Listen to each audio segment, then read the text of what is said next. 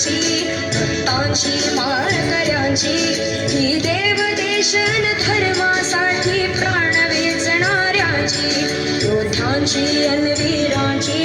तलवारीच्या पाट्याची देशाचे रक्षण करण्यासाठी जीव खर्चणाऱ्याची